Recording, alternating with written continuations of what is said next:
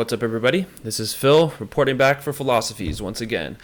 Today, obviously by the title card, you can tell that we're going to be talking about a personal favorite subject of mine, ETs and UFOs. Now, I kind of got into this subject probably I don't know, 5 to 7 years ago at this point, but was just kind of, once I took the pill and just started kind of digging into it, it's just like more and more fascinating the more you look into it. Obviously I came across some of the main players in the space, Dr. Greer, Michael Sala, let's see who else, Luis Elizondo, Tom DeLonge, and To the Stars Academy eventually in more recent years. And then kind of David Wilcock and Corey Good and Emery Smith and all these people that are kind of in this space of talking about extraterrestrial life and UFOs and advanced tech and all this kind of stuff. And it's like, holy shit, like what's real, what's not? Because then you start to find out, like, oh my god, there's so much disinformation and misinformation out there. How are we supposed to be able to trust the veracity of anything that we're being told or reading or that's being published? So the reason I decided to make this video is, I'm sure many of you have probably heard by now, but the Pentagon has actually come out and confirmed the authenticity of the footage that was leaked by To the Stars Academy, I believe in 2017 and 18, if I'm not mistaken. We're going to go ahead and go over to the interwebs here, pull up this article from CNN, which was actually sent to me on the day it was released. Pentagon officially releases UFO videos.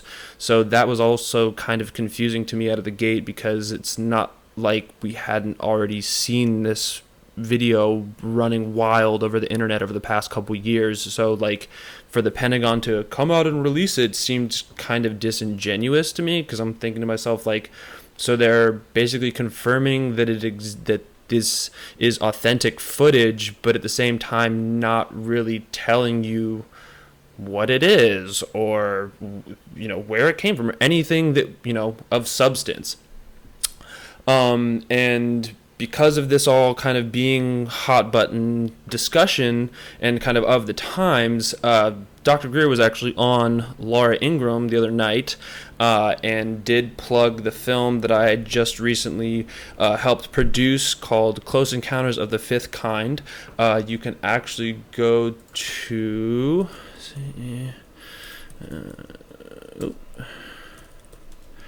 ce5.movie right over here, and I'm sure people will probably make fun of me for using Bing, but whatever. I would rather use Bing than Google. Anyways, while that loads, I'll go back over here to the CNN article. And if you haven't seen the videos, basically what they are is 3 different videos of different crafts that are captured by military surveillance cameras, essentially, that are attached to aircraft or what have you. Now, in getting to work with Dr. Greer, you kind of get a behind-the-scenes take on what everything is. And what I've garnered from both what I've heard from him directly and what I've also found in my own research is there's 2 types of advanced technology at this point. There's ours and there's theirs. And I think one of the biggest takeaways in terms of being able to distinguish between the two is that most of the extraterrestrial advanced technology you're going to have, or advanced crafts, you're going to have, seamless connections to different parts. So essentially it was all kind of synthesized and manufactured out of the elements of space-time. That's one of the lines from the film that we just put out, Close Encounters of the Fifth Kind, which is really fascinating to me, because if you think about what it would mean to have an advanced civilization that possessed the ability to make advanced technology, you'd think that they were advanced enough to have been able to kind of harness the power of the ether, of kind of the substrates of reality, and be able to potentially function across dimensions. And one of the means of travel that he discusses in the film is being able to travel at not the speed of light but the speed of thought. And that is a really interesting concept to me, because that kind of ties in with the whole meditative aspect of things, where if you can calm your mind to essentially think about nothing and be ultimately a vessel of everything, that's really interesting to me, because that's also, according to Dr. Greer, the methodology by which you make contact with extraterrestrials is through deeper meditation, quieting consciousness, and essentially, reaching out your consciousness, making contact, and then through a vectoring process, essentially you kind of envision a zooming in from wherever they are across the galaxies and across the universe. You just kind of like bring them into Earth, into wherever you're at, and that they can be very specific. And Dr. Greer does cover a couple of his own personal experiences and how he kind of came to the conclusion that extraterrestrials were actually able to be very specific in terms of giving them directions, essentially. So the other thing that I did want to talk about is apparently Donald Trump has also given his own reaction to the footage. Apparently, in a press conference, he was asked about the footage, and his reaction was, this is according to Reuters, I just wonder if it's real, Trump said. That's a hell of a video. And, Trump's kind of been more nonchalant, obviously, as being president. He's one of the more powerful, voices in the world now in terms of being able to either confirm, deny, or whatever the case may be, in terms of acknowledging existence of extraterrestrials and potentially the human back engineering of some of the recovered tech that we've had over the years. I don't want to play that video, but whatever. Great picture of DeLong there. Anyways, so yeah, I pulled up the Reuters article that they linked to, and what's really funny is they literally took that takeaway. This whole article is about China, and Trump exclusive. Trump says China wants him to lose his re-election bid. So now China's apparently in favor of Biden. Whatever. So you go all the way, nothing about this ET or anything like that until the very bottom of this article. At the end of the half-hour interview, Trump offered lighthearted remarks about a newly released Navy video purportedly showing an unidentified flying object. I just wonder if it's real, he said. That's a hell of a video. Yeah, it's a hell of a video. So, what's going on in it? Is that ours? Is that theirs? Or, did we figure out what it was? And, a lot of people, hopefully, that end up stumbling across this video will have also potentially seen Joe Rogan's interview with Colonel Fravor, who is the pilot of one of the aircraft that was actually capturing the video that ended up getting released. And he's been interviewed, and he's just like, I don't know what it is, but I can also tell you that there's several pilots that I've interacted with that tell you that the process for even reporting something that they would have seen was for a long time very taboo and frowned upon, and nobody really wanted to have to take a report about a UFO. So I thought that was really interesting in terms of, where things are going and how things are being disclosed and, what the process is for disclosure. So one of the other things, obviously, that people will have come across at this point is Tom DeLonge's company called To the Stars Academy. And you go over here, you got To the Stars Academy, and these are the board members. So these are all the people that are influencing young Tom, older Tom than me, but whatever. So people on the board, and just kind of make note of where these people's experiences come from, what their backgrounds are. So obviously Tom DeLonge, I know that Tom DeLonge actually did have some involvement, and some would probably qualify it as some level of an apprenticeship with Dr. Greer for a little while. But something happened, and Tom went and got involved with all of these kinds of people, many of which I would deem members of a deep state. Hal Puthoff, co-founder, board member, Department of Defense research scientist and physicist, Pentagon. So this is somebody that's coming straight out of the DoD. Experienced as a research scientist at General Electric, the National Security Agency, Stanford, and Stanford Research Institute International. That's what SRI is. And if anybody knows about SRI, Stanford Research Institute, that's also where they were doing some of the, ESP type of work. So anybody not familiar with Dr. Russell Targ, who's also featured in Close Encounters of the Fifth Kind, he was a remote viewer for the CIA. One of my favorite quotes from the film is Dr. Targ says, you could say that my spiritual development was paid for by the CIA, which I thought was a very fascinating story that, he was obviously some degree of a meditator before that, but then once he got involved with the CIA, it was just like a whole new kind of level of consciousness and awakening that he went through to get to the level that he got to in terms of his capacities to remote view, what he was capable of doing, and, the like. So if you haven't seen Third Eye Spies, highly recommend it. Check it out. So back to the board members, though. Hal Puthoff, Jim Semivan, co-founder, board member, VP of Operations, 25 years operations officer for the Central Intelligence Agency's Directorate of Operations. So he was an operations director for the CIA.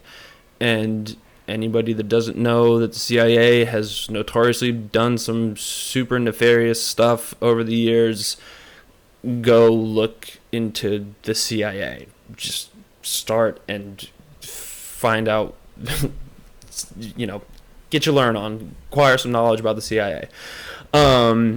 Anyways, Christopher Miser, he seems to be kind of a, I don't know what his relevance necessarily is or was before this, but he worked with a capital company for a number of years in financing and managing top performing companies. So he's kind of an interesting one that I will definitely look more into. Then you get down to the executives. Obviously, you got here Tom DeLonge's wife, Steve Justice, director of aerospace, Lockheed Martin Skunk Works, this company right here.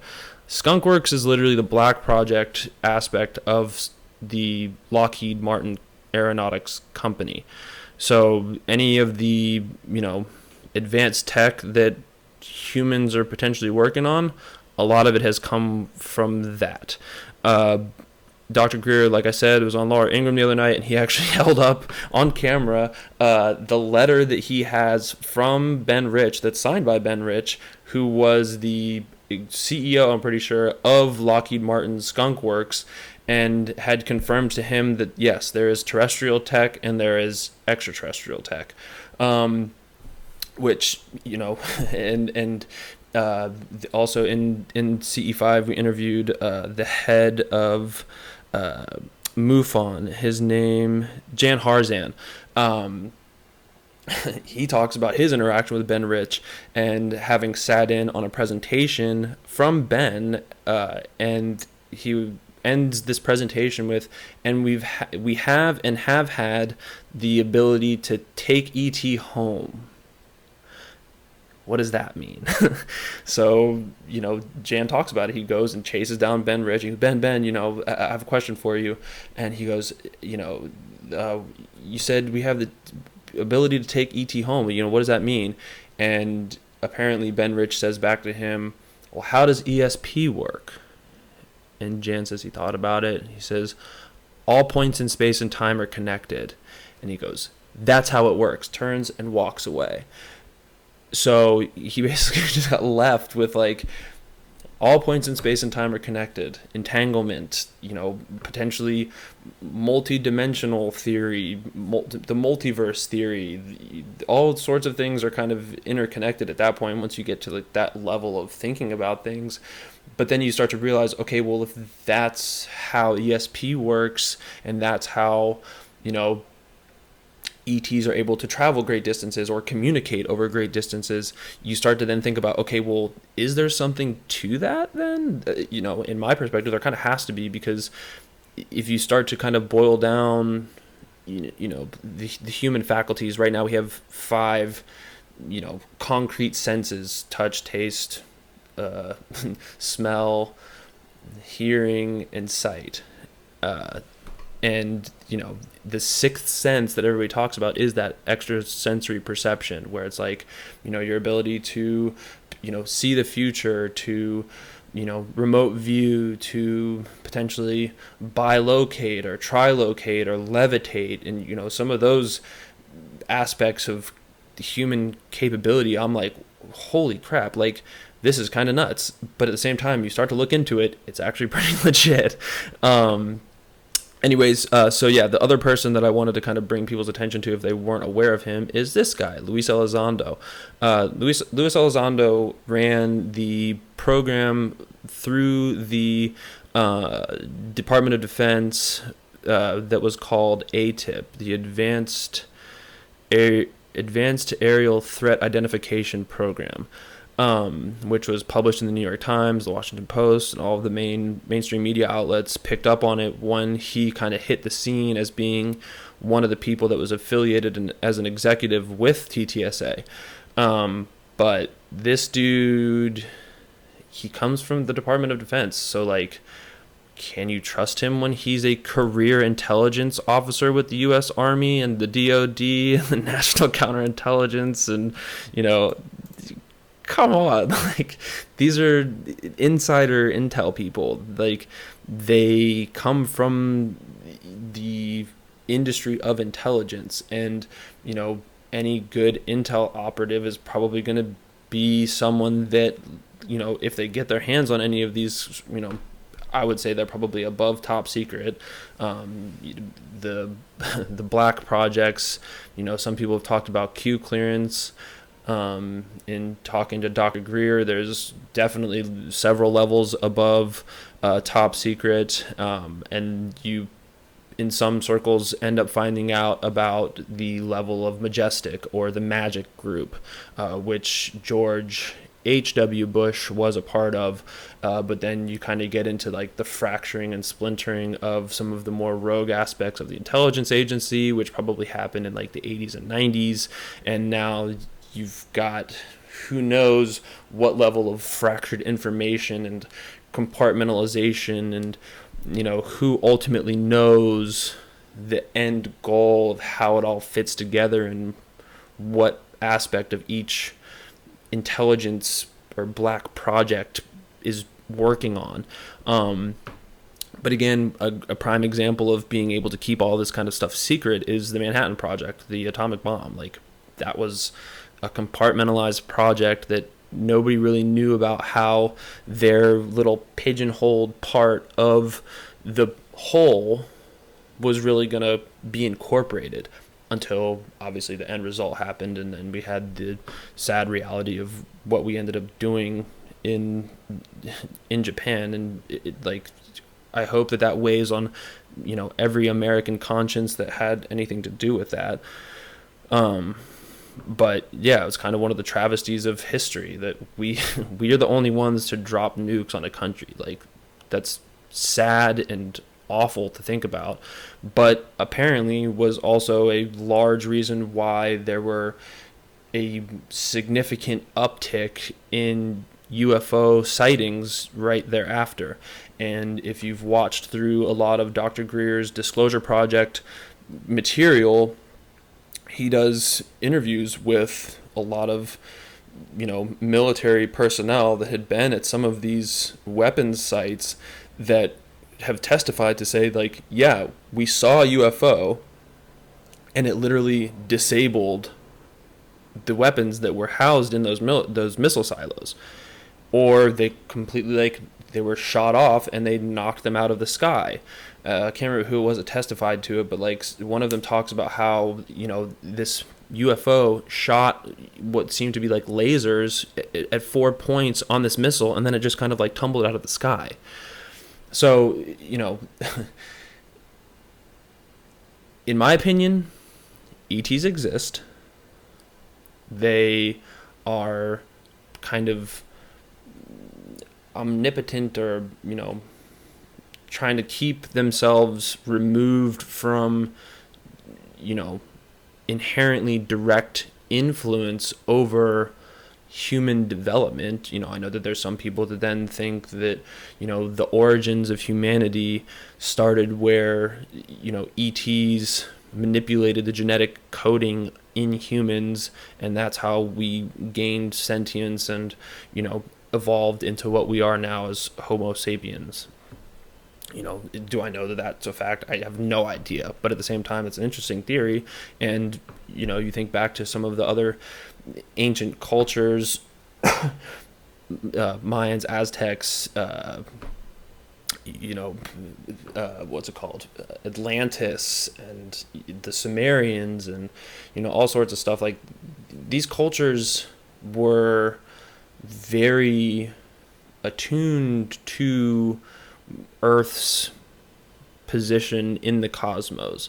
And so I just think it's really interesting that, like this whole development of, I probably should have done that earlier, but whatever, like understanding of what extraterrestrial involvement in human development really ultimately is. So that's why, Dr. Greer's always really fascinated me, because he's been a proponent of the positive potential that humanity has in terms of its interactions with extraterrestrials, and kind of bringing humanity as a collective into an awakened, more enlightened consciousness, which is my aspiration for humanity's ultimate, evolutionary process, is that we all come to a state of recognizing each human as an individual, but the collective of us are all at a point where we don't have to worry about scarcity of resources. There's limitless abundance for every single man, woman, child, or otherwise, that walks on the planet. And our energy consumption is based on free energy technology, which is another aspect of this whole conversation that has really fascinated me, is like 0-point energy and the toroidal mathematics that could potentially be one of the keys to unlocking free energy tech, and how that would operate within a an aerial vehicle system. Because that's one of the other things about the videos that Tom DeLonge and To the Stars Academy put out, that the Pentagon's just confirmed are legit videos, is the fact that we don't really know what the propulsion technology ultimately is, or we don't know what the propulsion technology is that's allowing these crafts to move.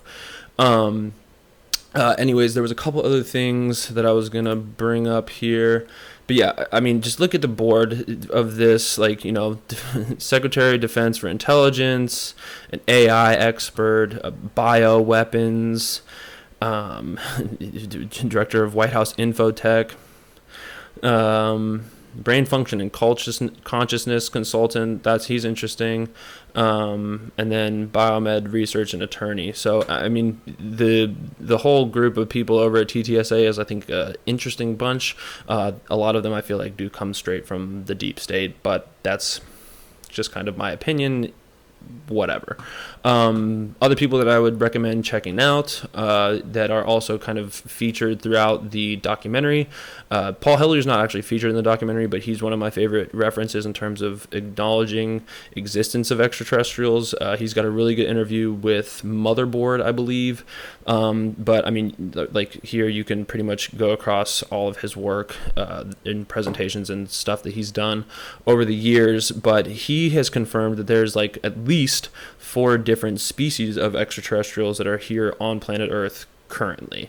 And I think the Motherboard interview came out in like 2016 or 17, something like that.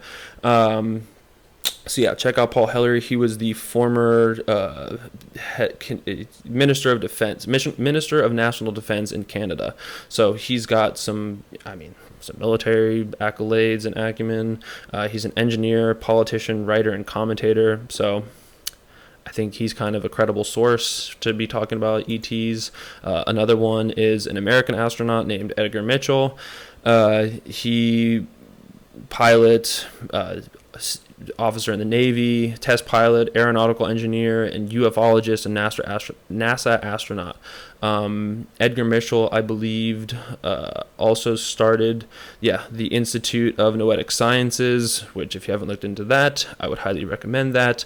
They start to talk about parapsychological research topics. Edgar Mitchell was also the sixth man to walk on the moon. So, like, homie's been into space. He's walked on the moon, and he talks about how there was like he experienced a field consciousness state, and he was kind of one with the universe. And so he starts to talk about his own kind of consciousness evolutionary process in some of the materials that he's put out.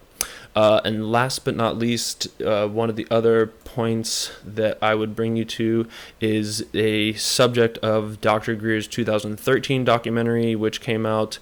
Then it was at the time the highest crowdfunded film project, or at least possibly film project, I know, documentary of the time, and it featured this little guy.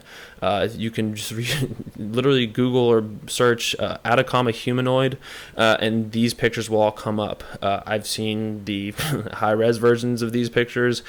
This thing is crazy. The head of Stanford's Lab of Genetic Studies actually did the genetic sequencing on this thing and did find that there is anomalous genetic material in this little guy's genetic code that would potentially conclude that this thing is indeed an extraterrestrial mummy, corpse, what have you. But then you'll see down here in this picture and in this one, I'll just go ahead and click this because it looks like a little bit higher res. What they did was Dr. Greer actually made a hole in the back of the cranium of this thing, and then did take out a little piece of its skull, and that's what they used to basically run the genetic tests on this thing. So yeah, I mean, in conclusion, other things to look up: the TR-3B, which is the triangle craft that people talk about. I mean, go watch the film. That's the three films you should watch: Sirius, Sirius, Unacknowledged, which was another Dr. Greer documentary, which covers much more of the deep state aspect of the secret programs and the black projects that happen within the government. The reason it's titled Unacknowledged Special Access Projects is what they're termed. Hillary Clinton's been interviewed and talks about these USAPs and stuff. But yeah, so Sirius, Unacknowledged, and then of course right now CE5 is indeed available for rent or for purchase. I know if you do purchase it on iTunes, there are a couple bonus features. You get the full-length interview of Dr. Greer that we actually shot in Batman's garage, which was pretty cool, or the Dark Knight's garage, I suppose. The full interview with Danny Sheehan, who is a constitutional civil rights attorney. He is awesome. I would highly recommend watching that full interview because he is super enlightened and very kind of aware of all this this aspect of existence, as I like to call it. He's a graduate of Harvard Law School, then he graduated from Harvard Divinity School, and he's done all sorts of stuff in terms of human rights. He was the head attorney or one of the head attorneys for the Karen Silkwood trials, 3 Mile Island. He was one of the attorneys involved with prosecuting the Iran-Contra scandal. This dude's resume is amazing. The Christic Institute, the Romero Institute, highly recommend looking into those. Danny's actually got a book out called The People's Advocate. Highly recommend reading that. But yeah, ultimately, and the last bonus feature that you do get with the iTunes purchase is I believe it's like 20 minutes, and it's all of the UFO footage in longer form whenever possible that we included in the film. So all of the, UFO footage that you would have seen in the film. You get the, if there were any longer versions of the clips, you get the longer unedited versions of the clips. It still has all the references in terms of where it came from and the provenance and all that kind of stuff. So yeah, that's probably one of my favorite little bonus things involved in the project. But yeah, if you go over here to ce5.movie, you can either watch the film straight through the website or donate to it. And yeah, here you go. You got a watch now section. Skip there. Whoops. You can watch the trailer here. So yeah, this is a cool site. Check it out. This is all of the reviews that we've gotten so far. Some positive, some negative, but whatever. This is a kind of a fringe subject that, people still have their ha ha ha laugh behind their hands and snicker at people. But then, you have the Pentagon coming out and saying like, hey, yeah, those are videos of UFOs. Key word in that acronym being unidentified. So these are kind of open-ended for interpretation. Holy crap, I've been doing this for 30 minutes. Obviously you can tell that I'm kind of passionate about this kind of stuff because I think it's exciting. Also, one of the other things that was released with the film is the CE5 app. You can go on that, and it actually gives you kind of the methodology to do what Dr. Greer's coined as the CE5 protocols. As I've said, go into quiet consciousness, meditate, and get yourself into that state of unity consciousness, and then you're actually able to potentially make a conscious connection with extraterrestrials, and then you get to bring them and then have some semblance of communication. One of my favorite aspects of the film is actually a guy's story where he had made contact with an extraterrestrial in their group circle setting. That there was a picture captured of. It was initially released on Logan Paul's podcast middle of last year, but then obviously it's also included in the movie. You get more of the backstory. You get Ed Moen's name, and you get to see his face, and you get to actually hear him tell part of the story in terms of how this ET and him had made a connection. He got invited back out into, the desert to kind of have a prolonged interaction with this being. And at the end of that interaction asked like, hey, I've had hearing loss since I was a kid. Do you think you could do anything about my hearing? I don't know if the ET said, yeah, sure, no problem, or what that exchange was particularly like. But when he woke up the next morning, he didn't have to use his hearing aids anymore. And the guy had been wearing hearing aids in both ears for the vast majority of his life. And now he can hear fine. And it's never degraded or gone back to him having to use his hearing aids. So, again, like, I can't tell you that I've had a direct interaction with an extraterrestrial unless, just walking down the street and somebody that I said hello to happened to be an ET and I didn't recognize it. Who knows? But I can tell you that there are a lot of people that have had these direct experiences and that are very ardent believers in not only, the story and the experiences of Dr. Greer and what he professes to be, our role within the galactic functionality of things. But yeah, I love it. I think it's awesome. I'm a believer, and I think that there's enough evidence, be it anecdotal, testimonial, or what have you, that is, I think, proof positive that, we're not the only sentient, intelligent life forms in the universe. If you agree, awesome. I would love to hear about any of your experiences. Do you think I am crazy and full of it? Let me know. Pull up, tell me why you disagree. I would love to know. Comment section below. Hit me up on social media. At PHiLOSOPHEEZ right here. You can see it. That's Instagram. That's Twitter. Search PHiLOSOPHEEZ on Facebook. What have you. But yeah, ETs are awesome. I think that inherently the vast majority of them are here to be a positive influence on humanity. I think that the more humans actually engage and interact, and we can kind of subvert any of the intelligence community's attempts to quelch or squash any of the direct communication that we might initiate, the more the merrier, and the faster that this awakening or enlightenment process could happen. And that's, I think one of my goals for humanity, and I hope that that resonates with people, and that we're all kind of aiming to improve on our own levels of consciousness, and what our contributions to humanity in terms of a legacy are. So that's my take on things. ETs, UFOs, and the like. I'll probably be doing other videos about this subject because I'm stoked on it. But yeah, if you liked it, give me a like. If you want to know whenever I drop new videos, hit subscribe, hit the bell, do all that kind of stuff. I don't know if this will get blocked or taken down or whatever. I'm super new to this whole thing, so whatever. This is a shot in the dark, and there's enough other content of UFOs and ETs on YouTube that who knows.